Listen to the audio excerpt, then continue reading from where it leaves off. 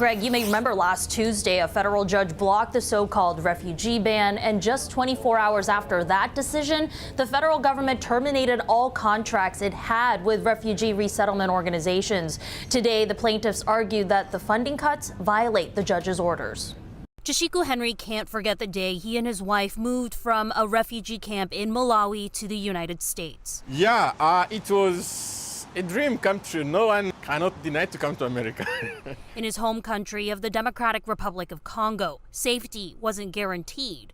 In Seattle, it was, but nothing much else for a refugee. It was a shock. First of all, there is many things that we didn't know about.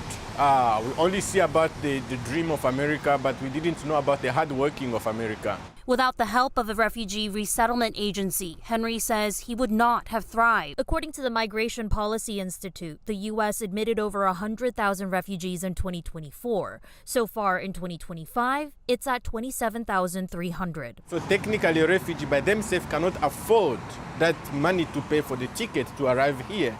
And again, when they arrive here, it's a new land. They don't know where to start. I was fortunate when I came here, I know how to speak English. What about others? They don't know how to speak English. They speak Ukrainian, they speak Swahili and different languages. So they can't know where to start. Now, those resettlement organizations are at risk, the Trump administration working to defund them, citing it, quote, compromises the availability of resources for Americans.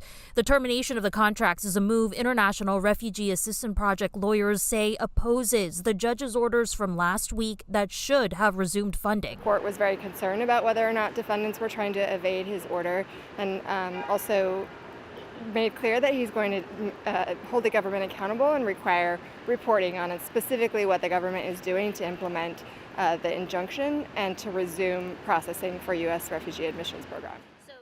Even since the judge issued the block to this refugee ban, the attorneys today reported that several resettlement organizations have still had to lay off at least hundreds of people due to the disruption of the funding.